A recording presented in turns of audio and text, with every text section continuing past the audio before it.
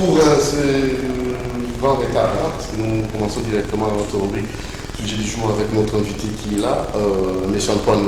Bonjour, M. Antoine. Bonjour, bonjour. Sentez-vous bien? Sentez-vous bien, sentez-vous bien. La PSI. La PSI. Oui. La PSI. Là, tu mets le micro. Il faut avoir patron. Là, patron, en devenir. Ah, patron en devenir. En devenir, ça c'est bien. La PSI, Bana qui pèse tout le beauté. Où tu qui me pèse, Antoine? Écoute, l'équipe, c'est Antoine. Et l'équipe bien, donc, Balobi photo tambola. Toi, baka, baral bolo population azali na yango. Na même tu as tout le monde, ça nous merci. Dans Karine Bébé, sur la mission, nous sommes dans le bon champion. Avec Kabongo, Fiston Atunga, Makonda, toute l'équipe, les avocats complets. Voilà, excusez-nous. Donc, la personne, merci à Aleka Bongo, merci à Karine Bébé, Romain Makonda, merci. Na Fiston Atunga, nous sommes à toute l'équipe, Moron Jambé. Tous à l'abino. Alors, tout un billet pour l'abino, mon amour, Kajeni, Alelo, Adali, Jeanne, comme on a M. Antoine. Antoine. Pour qui me pèse? Nautique. Nautique qui me pèse en tout cas. Quelle est la réalité au côté de la Gimpes? Bon, réalité, les anango normal. Les anango toujours qu'à kolela ya batu, mpiaka, tout ça, bon. Mais Gimpes, c'est volé l'ampiaka. Volé l'ampiaka. Mais, bon, on vit bien. Quand les Congolais me sentent l'ambiance, dès que on peut qu'on a fait bazo vient pas ambiance. Donc, na lolengi bango baza kuna. Et le réseau salamandé ngwana. Donc, c'est ça. Oza komona makamnenge zo tambola. Voilà, makamnenge tambola donc tozali na ndeko na biso presse pingi pe ozala na biso awa bakutani na ndeko na biso bolinga pe mingi Antoine na bandi ensemble na bandeko na biso to meka penza kosola eza ba génie Congo ezali na kanisi kitoko to pesaka po Congo ke liboso génie Congo ezali pour na leloté pe pour na lobby dans la génération koya. Donc Congolais a pensé avenir, a pensé futur parce que si vous pensez kakalelo lobby au talent est grave. Alors nous allons peut-être avec nos amis autres allez koyamba ils sont tous jeunes comment est-ce que Congo la biso lobby et que vous amalam. Comment est-ce que tu veux penser pour vivre vraiment vivre agréable, décente, dans la richesse où il y a un quitter tout le monde a paradoxe, peuple pauvre, pays riche. Donc, on a dit longo, on a mais Antoine, dans tout le jeu, d'abord, qu'est-ce que nous pouvons, qu'est-ce que vous pouvez proposer en tant que génie du jour pour te Congo la biso lobby na ngoza malamu makantini yo couper ça peut-être c'est aussi manini pour permettre vraiment développement ya mboko na biso pour vivre en gros au vrai sens du mot et ça la pas théorique en tout cas secteur mini en tout cas pour na comme place wana na lingina adresser message na ngai na ba on so baza Olanda biso en tout cas pratiquement na hôtel de ville na kati hôtel de ville les papa mon babenga papa Raphaël autant qu'on va traiter là génie Congo OK et moi message est très important asani mutu wana aiko escoquer batu bambongo $15 par personne en lobby faut ba kotsa bango na hôtel de ville et na kini bopeto plutôt ba pesa $10. Il y a dossier, $15 à capture.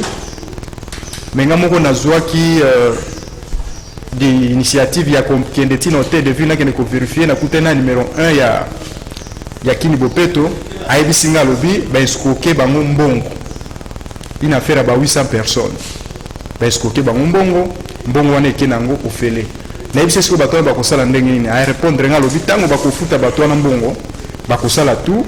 Bakata mbongo wana po bakolombo ba ya ko récupérer mais yango ti bazo zoate en plus na kati kaka ya famille Jantiningo Bila na kati ya marché kato bakangi batu na kalufungula et puis soki colonel Kasongo maman na zana 60 ans aza kuna na kasho parce que ba maman na basomba espace na bango ya utia mesa famille Ngobile bengani bango bazu place wana bateki ba réclamer ba une hôtel de ville ba ina nani na kalufungula bazu chip mobimba bakangi des personnes le 4e jour basaka na kalufungula réquisition na paquet pour ba récupérer bango kasonga boy ko libérer batoana azana bango toujours na kalu. Donc vous avez réellement des preuves dans vos zones? Oui, j'ai les preuves. Alors je vais revenir à vous. N'a pas ça on la deuxième génie na biso lelo Prince Epenge génie du jour. Deuxième génie du jour Prince Epenge Mboti. Mbote ndeko mopanzi sango mbote ndeko nanga kuti na plateau mbote pe Antoine kinoise pe ba kinois banso ba kolanda chaîne na monene yo ba bengi CCTV. Alors émission Génie Congo Prince Epenge la première participation na Génie Congo. Génie Congo ezali émission congolais azali na bwanya na maele azali kokanisa lolenge kani Congo na biso ekoke liboso ekokozwa développement peuple congolais à jouir na onoso na kitanaye. Et ça c'est sans parti pris, c'est pour l'avenir et le développement de notre pays. Donc on donne la génie va nous compenser comment faire 61 après l'Ipanda tout côté à la boîte il faut nécessairement émergence et à la carte théorique et à la vraiment palpable. On a beaucoup épingle. Merci. Alors, ok. Merci. En tout cas, je crois qu'il y a toujours un système gène mental plan B. Gène mental plan B. Ok. Au moni na kati ya mboka na biso, toza na majorité ya ba politiciens na biso baza vraiment ko réfléchir na lolenge mo malamu te pona ko mema mboko na émergence. Tout ça qu'on s'est plongé toujours na ba makelele ya ba politique alors que d'autres personnes baza ko revendeni ba ko mema mondialisation na kati ya mboka na bango. Biso toza ko raisonner ndenge ni na kikokoma député lobby mais mutu musu baza ko raisonner ba ko sala train. Oui, ko sala peut-être awati Équateur tant musu 2 heures du temps ba komi. Biso toza toujours kana makelele. Comment voudrez-vous développer un pays alors que la province n'a pas de Équateur mutuka place ya kozwa ta taxi o mutuka ekoma nini ezate tozana seul pays oyo oza komona même batu normal même bata maboma boza kotambola nzela moko na bata maboma boke pe na weze pe na boye boza kokuta na marché na mutu aliboma bozo tutana na enzoto mais aza mutu aliboma. Que voudrez-vous que pays wana ekoma développer lelo tozana mboka oyo tokoki kolamuka na tongo omoni mutu ake ade Philippe mais na 5 heures papa wana akimi oh ade fi mama lipa na tongo na 5 heures pour maman na ya kozwa mbongo nesu na tongo ya lobby papa na donc système au défama pas système ya kodefama toza na système ya kotambola même na bata maboma nzela moko oza na kati ya wenze mutu alibomo kutai na ye boso tambola nzela moko tuti yo pe yo po tuti motali me mutu akopesa na microbe mais boza na ye kaka nzela moko mais bozo luka développement ya mboka omoni pena ke mama zo kalinga ta musu Thomson mutu aliboma ya tie maboko ayibi Thomson wana ke alors toza na pays moko donc beaucoup de problèmes oyo tokoki ko résoudre ngezali en plus pour développer mboka ndeko bakena musika te ba kolbat banini ba diamant banini wana eza ba biloko oyo nzamba sasa lela yango mais toza na système ya bilanga ba élevage kende na ba province mususu il y a même de certains politiciens ba mususu ba vivaka na ba bilanga wana ba vivaka na ba élevage wana mais pourquoi to vanda bato babeni bango ba grand prêtre o bazana ba moyen basala bilanga oyo ko permettre que congolais ayeba kolia ndeko soki nanu résoudre anu nzala te jamais okotikala komema développement ya mboka na kati ya mboka nao soko résoudre problème nzala te eza lokola yo oza na mosolo oza nango na ndako mais oza kotonga immeuble ozoyebisa bana ke bola na nzala na otonga immeuble est ce que immeuble wana ekotambola malamu donc mutu akoyoka yo akozala te yango oza komona ke mboka na biso lelo olie bato base penser na réflexion très profond bango baza ko se projet toujours na ba répéter réflexion moko de la rue tout ça je vais prendre ça et alliance tout ça oh alliance plus pour le balance. Il y a d'autres personnes. Pour la développer. Tossimba bilanga. Bilanga, élevage, pêche. C'est-à-dire que les gouvernements qui sont en place, ok, basu mécanisme, basu un budget, batie na secteur wana, kati ya secteur wana, na bateau bakozala wana, nde bakoya komemela biso babiloko, tokozala inondé awa. Tant bato bakolia kimia, okoya siko ko travailler pour na komema émergence na sima. Parce que les ventres enfamés n'est pas d'oreille. Très bien. Ça c'est le premier volet. Donc, ok, on a de proposé élevage, pêche, agriculture. Prince Epingi, en tant que génie du jour, ma qualité de ça pour 61 après les pandas, nous quand on pensa tout c'était la paix. Bien, merci beaucoup. Je vais vous raconter une anecdote. J'ai eu mon temps où je suis babundaka bitumba 60. Et dans le cas d'espèce, je cité Kalonji du Tunga Moulopoe. Moto à Mounia Lumumba, où il y a ensemble de se séparer. Il y a moi qui na MNC Lumumba, avec ça il y a Lingomba, MNCK. Quand je tourne mon prêt, où il y a sa association à Sid Kassai en 60, on a organisé une conférence pour aller à Yambo, à Koufa, et j'ai pu comprendre que Batoyoa n'a pas bunda qui m'a cassé pour Nambokawa avec une vision pour certains claire.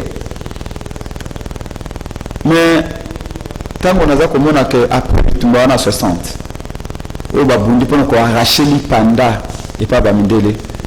Parce que la mille school il y a Patrice Emmanuel Lumumba il y a 60. Après le discours il y a Roi Baudouin. Après le discours il y a Kasavubu. Lumumba est cause maloba. On a reçu ça. Tant que Lumumba za koloba, les pandas autozi, la lingi. Et c'est la date historique, mémorable. Oyo tokotang saka na bana pe bana ya bana na biso. Po na baye baye te tozuli panda oyo na esepote. Tozuli yango na passe. Bakata biso maboko. Banyokolo biso. Balatisa biso bakupe. Babwakela biso soyi. Banda ko benga biso tu. Fete toi ba noir. Et les vous honorables étaient réservés aux blancs. Et pourquoi le monde rwandais que le bandengwana? C'est parce que pour le Lumumba, il fallait qu'à tout prix que biso batuto koza flambeau. Oh bango ba tchaki moto ba limaki. Flambeau wana eyako s'éteindre était na maboko na biso. Malheureusement le flambeau est éteint maintenant entre nos mains. Ce qui constitue une grande déception. Et pas papa na biso tout babunda pour na lipanda ba malula ba Lumumba et les autres ba kenda. A commencer par Kimpavita Kimbangu parce que bango ba pionnier ya makamba bitumba pour na lipanda. Tango voilà. Oui, tango namoni papa cardinal Moussin. Akomaki fierté nationale pour na biso. Icône. Le gardien, il y a constance, il y a moralité. Tout le monde dit que Papa Mosengo a Beli Awa. Et que 60 ans après l'indépendance, tous allés incapables de retraiter Awa. C'est le symbole même que nous avons tout raté. Les meilleurs d'entre nous. Et que c'est bien qui Brazzaville a une avion, ça soit une avion. Oba kotia Mosengo ba memeye ba kenda na ye na poto pour ba pesa ye traitement.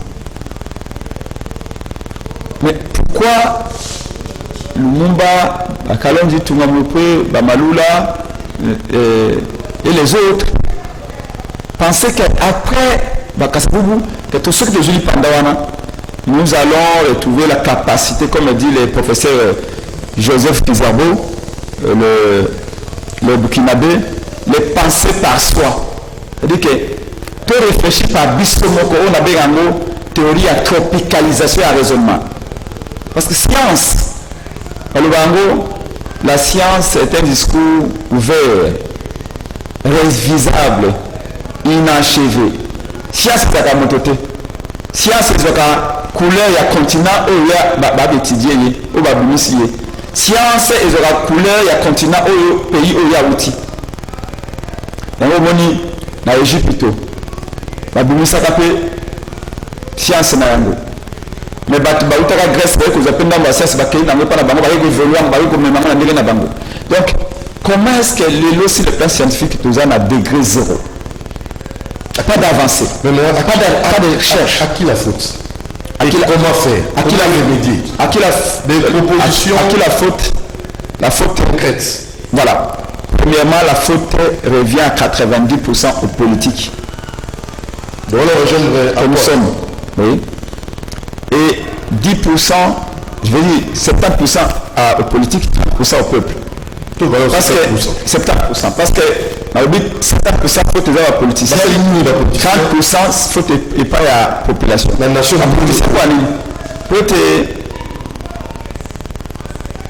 Aristote, je crois, le bac a été la politique, c'est l'activité la plus importante de la société. Parce que la politique, nous avons planifié. Les lots pour investir dans le Congo. Ils allaient avant tout pasteur et la priorité. Autre prier pour la pasteur et na Congo. Pour l'investisseur. Mon coup a pu vous prier pendant 100 ans. Investisseur priorité. De ce qui nous a pété. C'est une miracle. Et c'est où? Et c'est bien intelligence. Quelle intelligence? Il faut adapter, il faut réformer. Et c'est une intelligence, et c'est une connaissance, et c'est quelque chose à la former, to linga mboka, petoyeba mboka. Là, on peut cet exemple. Awa na Congo, ce que nous avons pour nous créer une compagnie. Comme la présidence Babenki. C'est ça pourcentage. La conseiller à la présidence va ouvrir un dossier. Nous devons comment ça. Nous avons créé richesse pour na bango. Na yena sa accompagner na pesa misala. Mais loko ba banda na yo, esika conseiller Babenki kuna na présidence, to na primature kuna, ezandenge nini? Ah faut tika made so bana. Ezandenge nini? Mundu yaki na 10 millions déjà, 1 million qui va pour na corrompre.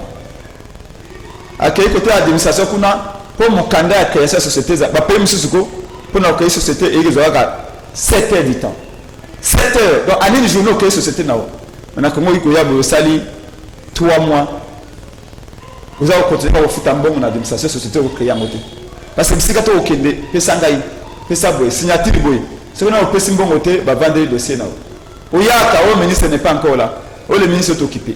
Mais la personne a créé société est-ce que le ministre va aller associer Namboka? Ce qui investisseur a créé société. Société wana batu bako za engagé. Tant que moto a engagé la société à cause de salaire. Na salaire naé a nourrir 10 personnes derrière. Na salaire naé a ko futa moi régime des ko futa mai, a ko futa payer impôt indirect. Parce que futa impôt indirect payer. Tant que somba ka limite nao, o somba ka mulanga bière nayo, o somba ka bougie nayo, o futa ka payer impôt. Mais impôt indirect, il y en a 4 yélo ko somba wana.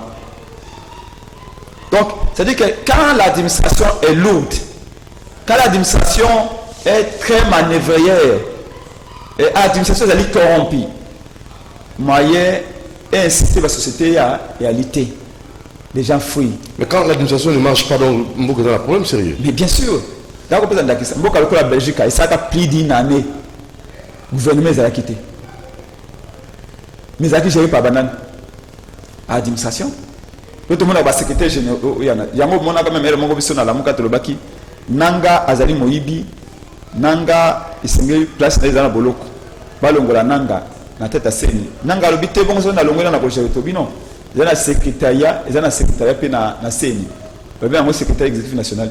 Bango ne va administration. Administration de Simba Kamboka. Donc en États-Unis. Président pour y avoir aucun dénaï. Administration de Tikali Nango place wana. Non, mais la Belgique va stari plus d'une année, mais le ministre va zater. Mais l'administration va dire, mais awa, ce gars, le ministre, pas le gouvernement.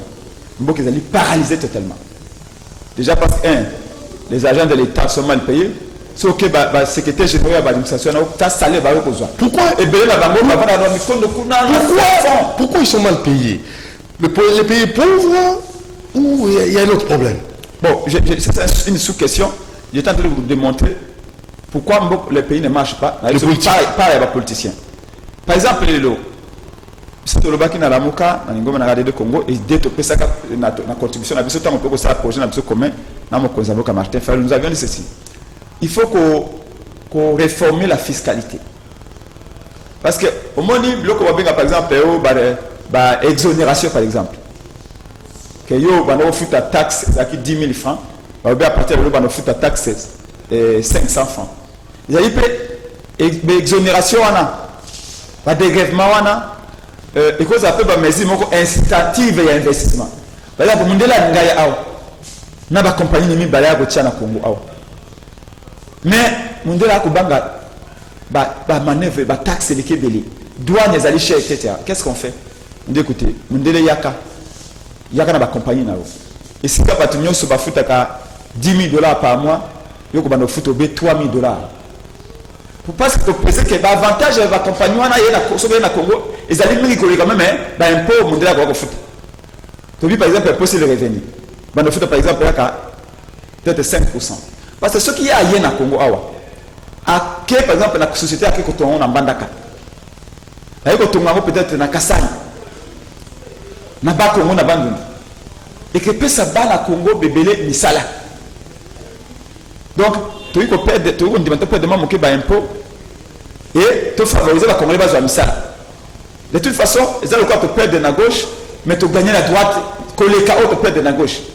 C'est intelligence wana, parce que parce que bande tu vas piner dans zela. Parce que parce que le bio, biso tu vas partir tu même tu bien ça va dans zela, biso de boyer. Tout ça transiter non, il faut cette intelligence là pour le baquet. Tu sais réforme la fiscalité, tu éradiquer corruption dans l'administration.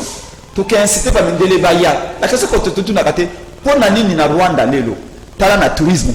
Rwanda a mis plus de $600 millions dans le secteur touristique. Quelqu'un peut visiter Rwanda. Rwanda, Lelo a sponsorisé Paris Saint-Germain. Équipe à Paris Saint-Germain. Lionel Messi a commis visiter le Rwanda. Il a sponsorisé Arsenal. L'équipe est habité sur l'Espagne. Et pour la sponsoriser l'équipe, il faut des millions de dollars. Rwanda a un wapi. Rwanda a bongisi bokanaye. Ba touriste comme au Kedekuna. Ba planifier madame. Mais na matalo ba bengi flore na faune. C'est-à-dire que eux tali banyama. Bisobe na bazamba. To l'équipe Rwanda musika. Kende ko tala kivu na ngabo na biso. Ba park na biso. Ba virunga. Bangomba na biso eloko ni Rwanda zango ya spécial zoto na okapi Rwanda na ngote eloko ni oyo bagori ça c'est bagori za na est za biso donc de comme ça na Rwanda. C'est pour cela comment est-ce que bango bako cha bas anina ne basali recette par année à $600 millions et Congo na biso de sali 4 millions na secteur touristique. Est-ce que vous avez moi j'ai un livre chez Pierre-Jacques chez particulier Paix à son âme. Au Nabane 1927 na est kuna et na montagne mo kuna za neige. La minde ba no sa ski. Moi sport wana d'hiver ba minde ba saka boye. Kuna na est. Ba tomoni musée Gabriel tango ai awa. Ba ndako ya Mobutu ya Nsele. Ba prier yango. Alors que ndaka Mobutu wana ce qui te restaurer yango to ce qui bilo kwa tout et comme un site touristique et que ça même peut-être $100,000 par mois parce que ba mindele ba koya ba ko visiter l'homme qui a régné sur le Congo pendant 32 ans, l'homme qui a fait ça qui avait prononcé ces discours historiques au Conseil des Nations Unies, le maréchal, l'homme qui avait cette toque wana à Lyon, Léopard, c'est dit que et puis musée aye awa mbala moko batu ba kini ba pour dire que nous aimons réellement la RD Congo. Juste au Lingabela beaucoup. Parce que non. Ça présente au fan de ma politicien c'est 30%. Non. Mais mon tout dans la mort avant que pour la zone après tout Lingabela beaucoup. Non. Tout Lingabela Congo dans le thé, tout Congo dans le thé parce que tout Congo thé. Parce que okoki jamais kolinga eloko yo yebite lokola toyebi Congo te mais tolinga Congo ya te okoki kotombe na coup de foudre te na Congo lokola mwana mwasi oyo na tombe na coup de foudre non le coup de foudre ne marche jamais ça c'est une aventure éphémère pour na kolinga Congo esengeli koyeba Congo pour na ko défendre Congo esengeli koyeba Congo nous ne connaissons pas notre propre pays et ndeko na ngai combien de Quinois basi bakoma na Goma basi bakoma na Masisi basi bakoma na Minembwe kende kota Minembwe c'est un petit paradis yango moni biso na président élu Manto Fayulu Tolobaki obanda Masisi fonzele fongo mati province orientale toye tozu masua Équateur to kitibwe to fongola nzela na biso mboka na biso balobi balobi très enclavé balobi la route du développement passe par le développement de la route. Sans les routes, il n'y a pas de développement. Plus de 2 millions de kilomètres carrés. Nous avons que 5% des routes asphaltées. Voilà. 5%. Et nous développement américain. Et ben nous avons à 666. Et nous avons relié Amérique Mobimba. Nous avons relié Amérique Mobimba. Tu sais, biso te lobaki. Ceux qui bamindele baningi biso. Loka liboso ba kosunga biso zani. To construire nzela iwana. Mais mundele moko ta ko pesa ko jamais 5 millions de dollars pour ça là. Ya cha moi nzela na été agi qui ta macha. Nzela lingite. Mundela yebi ke moko. Moi nous na petit porteur na nzela awa. Olongwe bandundu ba Congo ba casser zali. Mais corrélé avec route moko asphaltée route boy tout ça. Pour na ko sala ngo par exemple tu as besoin ya ko za par exemple na 20 milliards. Mundele moko jamais ko pesa ko 20 milliards. Et ba marako c'est nous après c'est nous 1,500. Oh nous sommes toujours pas détournement nombre ndengona. Oui, ça c'est un problème ça. Alors là, ce qui mondela ko pesa binoté, vous à l'interne déjà à l'interne vous pouvez le faire. Malheureusement, je vais vous donner un cas. Na habité de koso otambola ki lobby. Là il a sali 3 heures d'embouteillage. Kobanda na Willery ti na Pongabi, je vous dis, Dieu me voit 3 heures d'embouteillage. Mais tant que tu as dit que tu as de mouton, tu as proposé. Tu as dit que tu as dit fufu. Mais allez, si tu as dit que tu as fufu. C'est ce qu'on appelle une gestion de manière optimale. Tu as chaque ressource na place na yango. Là kola yo zana kaka obe na katikati ya kantini ya mai pona kosokola. Mais soko sokoli malamu ogotela kolika moto a sokoli de kantine ya mai. Parce que obi okosanga stratégie comment étant origine des eaux na sasa autant mai za gate. Bana kaka sope siko po ya mai. Obi na kosokola nango. Mobana ubanda kona kocha savon wapi. Comme par exemple déjà obi ko uche ya mubu kapakoli savo ya mi balé bani ko longola savo ya mi sa ko teli ko lika mutana de kantina mai. C'est comme ça l'intelligence et la gestion. Oui. Tolobi mbongo ko aso de mouton. O le botia ba so de mouton wana. Le ko aso de mouton awa ya Asanef na 24 awa. Et longoli problème na Asanef, metti li problème côté IEC. Dès que matin so de mouton embouteillage réalité. Mais dès que vous quittez embouteillage ko zéro na C. C'est-à-dire qu'on n'a rien résolu. Te déplacer des problèmes. Mais par contre ceux qui te font goli au babin la route intercommunale entre commune ya Ngaba na commune à Limité entre commune à Bandal de route secondaire entre commune à Bandal na commune ya Gombe to na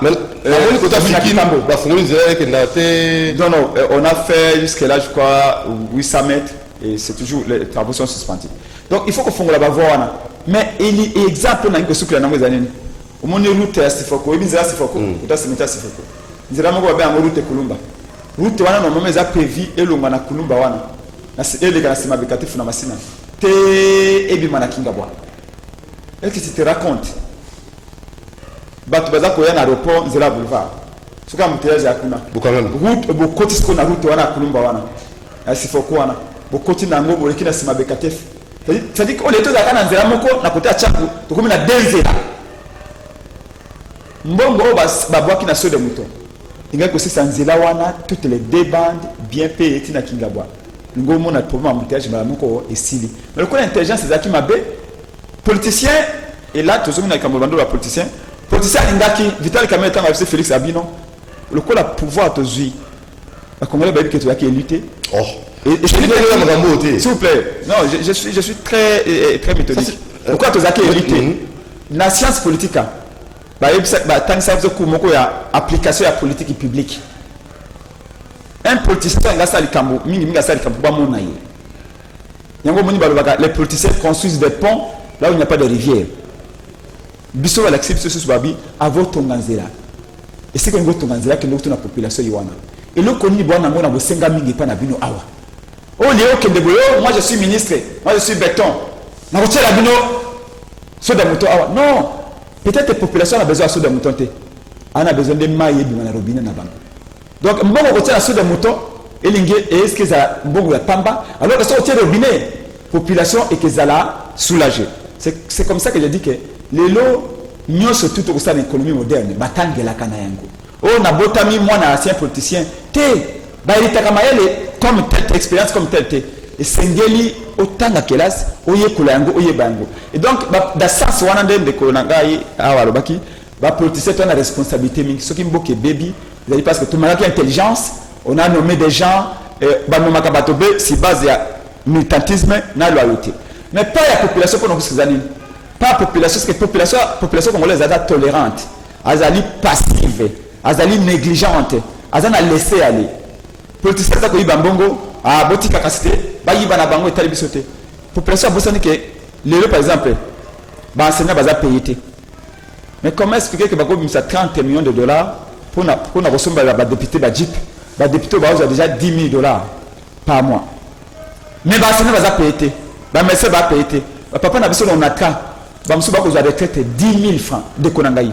10 000 francs. Il a 40 ans pour la salle. Pour ça, il y a passé dans notre 10 000 francs de retraite. Vous savez comment ça se fait? Avant, on a mis Mikondo. À Koya, le 26, 10 000 francs de limité.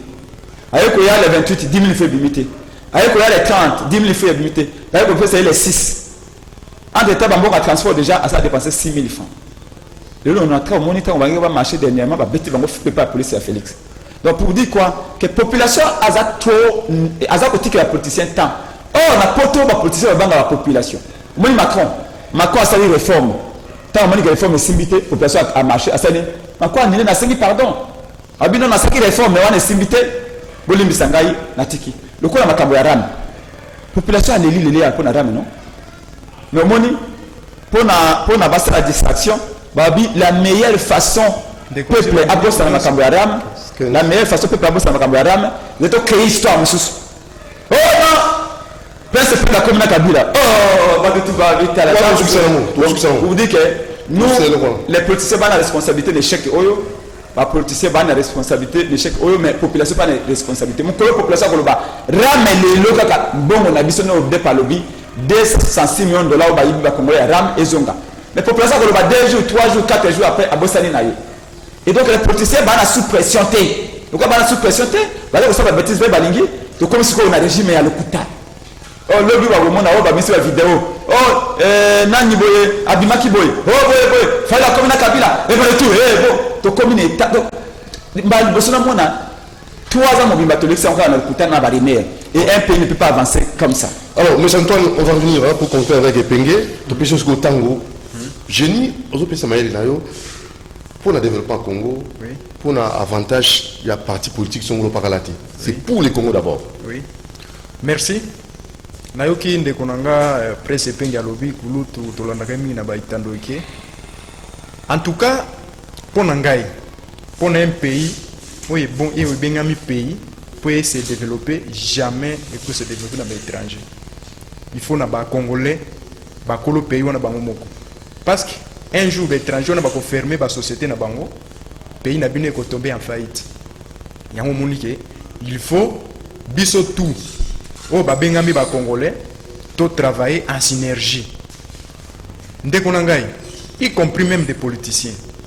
Toi, tu peux imaginer que Moutou Abundi, pour les députés, a sali 3 législatifs, mais voté à loi côté où ils allaient bénéficier de bande congolais. alors que bavotaki ye wana parce que baloi nde moto esalaka ke mboka ye bakoavancer mais moto aza kaka wana akia kuna na assemblée eza kaka kuna majorité kuna boye kuna opposition kuna boye donc moyen mboka etambola bien ekozala te yango za komona toujours tozonga toujours kaka na bamakelele oyo asali boye moyen mboka edéveloppe eza te mais mpona koloba nini ndeko na ngai na kati ya génie du jour omoni na kati ya mboka lokola République démocratique du Congo ezali c'est un pays tokobenga ngo demi-continent paradis so na kati ya paradis wana c'est biso moko bakongolais nde bato toza kobebisa yango kandi nde kalobaki toyebi valeur nango te parce que moto ayebi valeur ya mwasi na ye eza moto oyo abimisi mosolo abali mwasi na ye atie na ndako et ntango une fois mwasi ne peut-être akomi malade face à la tout pas yebiki abimisaki mosolo na ye po abala mwasi wana alors soki abimisaki na ye mosolo te po abala mwasi wana moya yeba valeur ya mwasi wana te ekozala te donc mpona kolobaki faut toyeba valeur mpe grandeur ya Congo. Que faire les politiciens? Pourquoi? Parce que ce qu'on a dit, le slogan même il n'y a pas de parti politique na biso. Au moins peut-être IDPS, Union pour le progrès social. Mais la réalité où ils ont la carte RDC, ils ont côté. Ce sont des partis politiques où mamusu bagenda kozwa ba papier kolo to bengaka. Aki na Belgique, il y a mon parti moko yé ba basang. Si on a l'exemple PPRD, Parti pour la démocratie ou le progrès social. Au moins on a tout bazanga na social. Mais sur le terrain, au la population a une souffrance sociale. Il faut même changer même les partis politiques. Parce que ils ont la carte RDC, ils ont la carte Belgique. La réalité, ils ont la carte RDC. Ils ont la carte parité, ils ont la carte États-Unis. Mais tant que ils ont la réalité, ils ont la Congo, jamais ne marche. Et qu'on marche. En plus, pour nous développer. Il ne faut pas que les politiciens soient élection. Non. Il faut peut-être un bon nayo. Ata izini ya mai. Ata yoza kosala ba au pire. Créer, engager bandikona ba congolais. Ata yoza ba mai ya ba bidon. Créer tia bandikona ba congolais.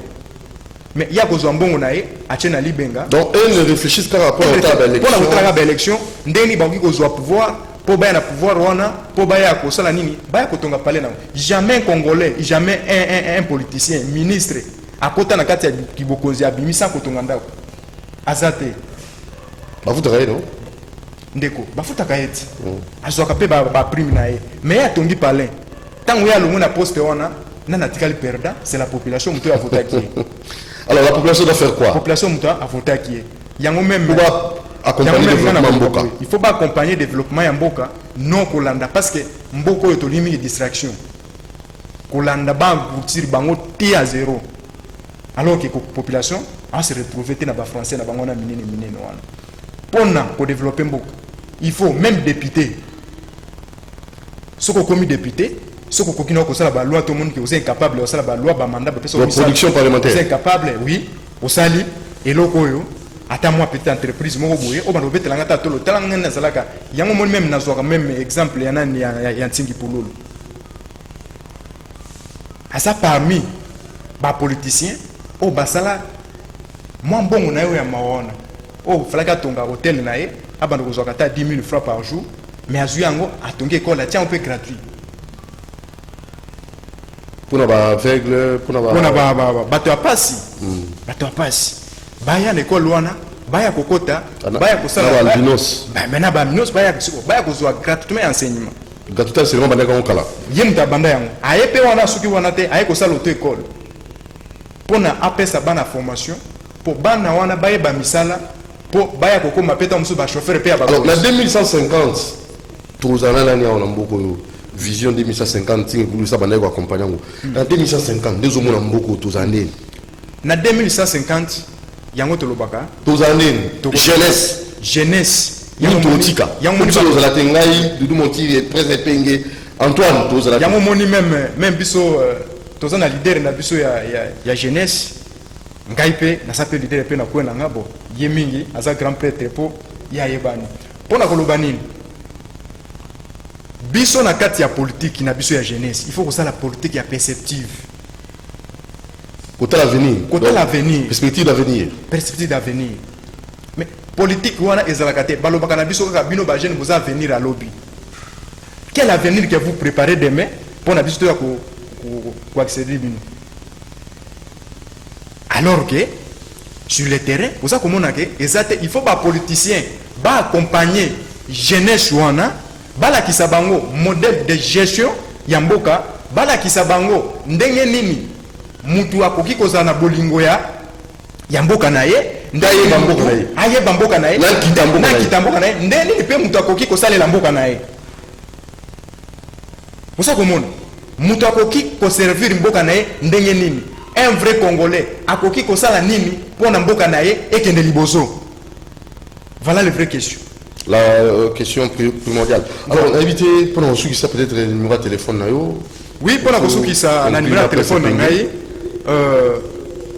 il y a WhatsApp, je crois que la préoccupation na bino ya ozaki na hôtel de ville tout na lobeli yango bokende kotala mbato bazana talu fungula okasonga ngumbi bango mama 60 ans. Ça reste à vérifier ces informations. Non, c'est vrai na zo sorti siko bazali 4 jours yango.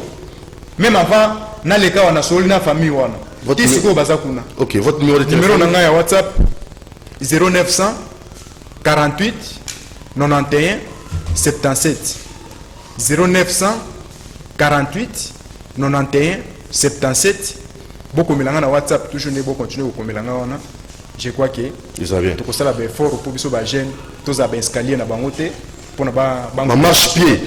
Est-ce pengue tout comme la souka question elinga 2150. Qu'est-ce que nous allons léguer à bateau Baotika pour biso ozalati? Bon, nous sommes dans ce que nous appelons en Sciences Po la futurologie politique ou la prospective politique. Mais il ne faut pas non plus aller trop loin, sinon ça va devenir comme... Parlons plutôt de 30 ans après. RDC d'ici horizon 2050. Là, nous sommes en 2021. 2021. Donc dans 30 ans. Oui, dans 30 ans. Donc en 2050, selon la statistique, la projection, oui. Horizon 2050, RDC, que ça a 150 millions d'habitants. Donc ça varie de 147 millions à 150 millions d'habitants. Donc vous avez presque le double de la population actuelle. Vous avez le lot, sous 70 millions, sous 80 millions. Et donc, ceux qui ont commis 150 millions d'ici 30 ans. Quelles sont les politiques publiques où l'État a gagné? Parce que l'État va gouverner, c'est prévoir. Mais pour nous prévoir, Papa Mosengo disait, pour improviser, il faut avoir la provision. Vous avez quoi la télévision à préparer l'émission? Et puis à l'objet, on a improvisé. Mais ce qu'on a provision, on a improvisé. De la même manière, ce que Otani qui l'a cité, quand il y a Lukato Kamba Congo, depuis 60, sinon le lot, de tout au Kamba Congo, on a diplôme à licence. Oh non, c'est trop fort, ça a épigué. C'est trop fort. Je vous dis. Non, vous avez bien vérifié. Na bâtonnier sur Bakambi Congo, comme 60, je crois que Mutatangi ou le Kaming est allé musée na Kasavubu. On change, il faut vérifier. Mais dans le licence, depuis 60, il y a un président qui a Kambi Congo comme 60, sinon le lot, n'a pas de diplôme à licence. Il faut vérifier l'info, ok? Non, il y a des journalistes sur mon côté. Tu as dit que tes diplômes, quand non, diplôme est une présomption, il y a Maëli. Mais dans le monde moderne, dans le 21e siècle, du Kotanga est important pour nous la député, pour la gouverneur, pour la président. Parce que le français, même si on a français qui est quoi? Tant qu'on a dit ça, on a Régini. Bana Motenga Fula, Bana résidentiel, Bana Yagombe, Bana ma campagne, la Montfleury. Français qui quoi? Mais quand le français qui toque une collection, c'est synonyme à maïl était. Mais ce qu'on a que le Bakambo Yakotanga de notre Golobano était. Pona ko linga Congo, les lots Congo et baby passe au Congo Congo. Mais pourquoi tu lingi Congo? Parce que tu yebi Congo, ba linga Kobe le yebi. Pour linga Mutumingi, et c'est que nous avons comportement à Mutu. Mais avant tout, il y a un comportement vous comprenez? Ce qui fait que pour te linga Congo, pour te Congo, chance ni bénédiction ni tola nango lelo. C'est comme ça que même parfois certains pasteurs au Balobaka, oh non, que l'on a des politiciens, c'est que ces pasteurs-là ne comprennent pas qu'ils sont dans un paradis sur terre. Et que il faut que sa population, que ceux qui ont la Bible, ont la constitution, ont revendiqué le droit à bino. Donc, tous insister sur le fait que, comme tout le lobby, l'économie en Boké Ali Mabé, batu bazali bien payé. Bamdele batu ba kubanga kuya na biloko na Congo ko investir manœuvre les kitro bamsu banga kuya na Congo ko tia ba compagnie parce que o ba benga pouvoir d'achat. C'est quoi le pouvoir d'achat? Capacité ya kosomba lelo ya kosomba lobby obena talo moko pe na salaire ozali na ngo moni lelo franc congolais est instable face au dollar baki ko bakisera yo ça cause futa maga 200 000 francs ndeni ba enseignant Babio va enseigner à 40 000 francs. Mais d'ici un mois, le dollar est perdre de valeur face à. Franc congolais qu'on perd de valeur face à dollar. Ce qui veut dire qu'il y a 40 000 francs, le lot vont belé après un mois. Ici. Pourquoi? Parce que les francs congolais dévissent face au dollar. Ils ont se dévaluer face au dollar. Et comme conséquence principale, il faut perdre le pouvoir d'achat. Oh, il y a 100 000 francs. Après un mois, vous consommez un salaire. Alors, pour finir, ma cambézé, comment on fait? Bisson à la monka, tu réfléchis ça. Ngai Nazali Mokambali Ngomba de Congo. Baye Bisangai, parti politique et Bassara Kayango, pour na idée. On vend beaucoup réfléchir. Ngana chaloupe à Tozaka, Martin Fermo, tu vends toute la journée au baby dès que comme. Martin Fermo a bandi 6h, 7h à commander comme. Parce que les paroles s'envolent, les écrits restent. Pour nous, pour le temps où tu es parti politique, c'est ça qui pour nous bapiner. Dès que vous avez Kabouya Loba Lobi, Bisso, tu as là ça. Le quoi va prendre ses pengues, na Senko, na SSC, na Martin Fermo, na marche le 6 novembre. Bisso, il est parce que le organisateur là, c'est bon, Bisso va coloniser. On peut subir mon commission à Kabila. Vous finir à Kabila. Vous commis à Kabila. Il y a un autre confusion en même temps à peuple. Dans le cas parce que Tala. L'homme de l'Ukinga va Tala. Nakoto. Le bas de Konabo question à l'obi. Bokoto. Kabila. Kabila Bobomi. Kabila Ndoki. Kabila Bomi Boka. Esaïe Asolo. Esaïe Asolo. Tika c'est comme Nakoto. Mais tu n'es allé ailleurs bien. Mais c'est Sili. Oh. Il y a là aussi ça. Quand Félix a nommé président de la Cour constitutionnelle, Théodore Ngoy, pasteur Ngoy, vous bien, vous avez bien, Théodore Ngoy, avocat. À quelques mois, Martin Fayou, année passée, Félix a violé la Constitution, le Lenga a nommé juge de la Cour constitutionnelle. Le président Fayou a lobby, oui, vous avez raison, Félix a violé la Constitution. Il faut que tout le monde aille. Année passée, il dépasse à télémie, à celle de fake news. Voilà, c'est même un accord, il y a le Kouta. Voilà, Martin Fayou a fait l'accord. Na Kabila yana Théodore Ngoy muta Kabila balinga longola fati année passée nde soi-disant fallait la signer accord na Kabila peuple amoni a bien le Kouta Félix a violé la constitution Martin Fayou a droit de télémérer na peuple ici tant que Félix a tiré consultation na ye consultation awa oh kulutu nanga Jean Pierre Mbagomba kendeki katumba kendeki. Tant que Martin Fayou n'a pas bien, après il faut répondre à l'invitation à Félix et la consultation parce qu'il faut signer un accord avec Kabila. Il faut une photo sur Facebook, Muzito, Fayou, oh, na bureau à Kabila, Vandaki. On attend Félix a la consultation pour la union sacrée. Félix Fayou a dit que la consultation parce qu'il faut signer un accord avec Kabila, photo Yangolo.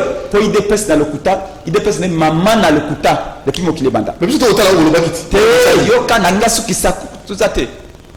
To la kisi to biwa piango. To boy go kende na union sacrée parce que union sacrée ezali kaka to sangana to iba peuple to iba mbongo. Conséquence nango rame yango ye. Union sacrée rame. Wana esili. To kena makamba seni. Monsieur Sili. Esili oui. To kena makamba seni. To lobi ke pona élection 2023. Élection ça m'a pour na Congolais banso. S'il vous plaît, toi na union sacrée. Toi na union sacrée. Toi na Lamuka. Toi na FCC pour trois grandes plateformes. Toi na l'église catholique. Toi na SSC. Toi na l'église des réveils monsieur. avant de na élection na Kenya, l'élection 2023, tout ça autour d'une table, autour d'un consensus pour tout le monde consensus ni asik. Félix habité dans le parlement, union sacrée, na FCC basola na kamouiwa na tobité. Et l'élection était ma patunios. Pour une union sacrée na FCC basola na parlement. Babandi masona bango union sacrée FCC, union sacrée FCC.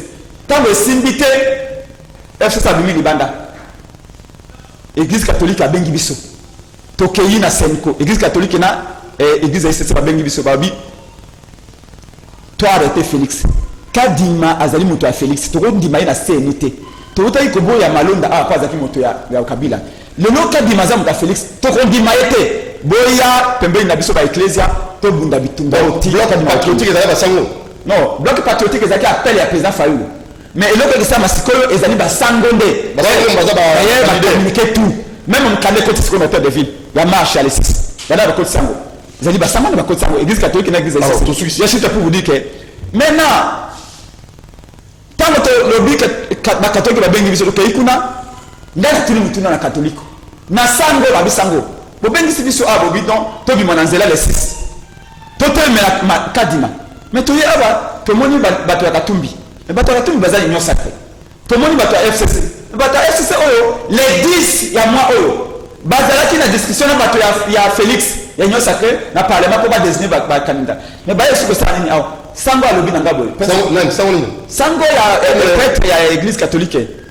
Normalement mutaza ko mener débat kuna ezali monsieur Jean Bosco azali président à 4cc la balaïque catholique. Mais ils ont un sango comme on est kimangai ou azako modérer débat ça va le bien ngabo pense penge est-ce que libi bateau banyokami mingi na bitumba pour na Kabila kende lokola basango o baliki ba moni parce que le basango alors nous les prêtres on a été déshabillés par le FCC qui est ici biso banganga nzambe bagaze biso Thérèse Kapangama azaki Kapangala Thérèse Kapangala azaki mondimi ya mukuna Thérèse Kapangala azaki mondimi ya Dodokamba. Thérèse Kapangala azaki fidèle catholique abalo ngakuta kende couvent. Mais ba bete massa c'est la police à FCC. Malobi soki biso FCC to lobi bato yo baya awa na ndako nzambe.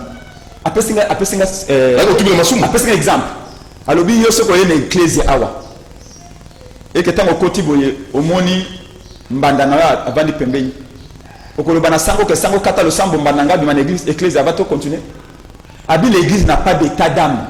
Nous on vous a associé ici pas pour voir ça libala awa.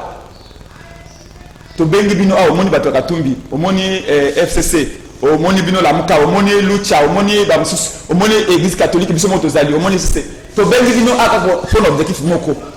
Ce qui te télémélique du matin 2023 il y aura un chaos. Dites-moi. Ce qui alors bolobio FCC to kominaye. Mais là ils sont les 10 ya moi oyo. Union sacrée na FCC bande ko négocier pour continuer bato na CENI. Wana ba bossa na ki Kabila boma kimboka. Kaka tango ba le même député union sacrée ba mimi libanda ya FCC ba mimi libanda ba lobio démarche à to ninga mo sute to yefe na ko dépolitiser. Biso na maté faut to tirer constate ba di dépolitisation. Est-ce que tu changer? Voilà, merci. Donc pour vous dire que voilà la distraction pourquoi on a pas une seconde. Ako pesa au maloba pour maté. Obi distraction. IDPS azali jalouse. Oh. IDPS jalousie. Mon gagné na FCC. Akasa ko mon gagné à la muka. To pas na bango IDPS a otika lobe la femme unique ya FCC. Ngala usala on débatté. Donc pas daté. Tu as pourquoi tu dis la popularité ah non, on a besoin que ça libère en fait. Na ba la muka ya matata lobe la paix. Donc IDPS avant dernier moi mobile na FCC azana bisoté. Église catholique na bengi biso. Église catholique la bodi manyo sosi moto nganga ba bengi bino atali kama malunga to nimika boda nganga te ba bengi si pour na scène. OK. Ba bengi si pour na auto que de communion. Ba bengi si pour na scène ni ba biso la c'est sûr. Ngala kolobani. Hein? La politique c'est la constance. Ce qu'on a la constante na politique était au côté que la jamais ko avancer. Na kolobana isusuni. Au moni pour rendre justice ya malamu il faut payer sa temps. Yango siko au moni to senga ki ba pesa Martin Fayulu temps. Ba mona ki e Martin Fayulu. Voilà les population na misunae amoni Martin Fayulu. Ndeko na ngai. So ki OK na nini na Rome na Italie. pape ndenge aza wana ata place anyata likolo eza te mais soki okie na nini na kamba okokuta papa simoki mabwaka na tono abima anyata lokolo etikala pape na mokili mbato tie na chasse ateka jamais kopasola ta chasse ya pa mpona kosala miracle catholique aza uniquement wana eza kaka po aya koimpose ndenge abandaki kosala rôle na ye parce que la police et la nani catholique rôle oyo azwaka na afrique ezali lokola aner na moment ya kala ezalaki soki ekotubele epai ya la police epai ya sango akeye epai ya mundele ayebisi ye moto wana aboma moto ovandi kaka bomoni baye bakangi yo bakei nao bake pour nous catholique aza wana indikimaka mpona kotala intérêt na ye abenshole aza na vilain pape bafutaka ye te nani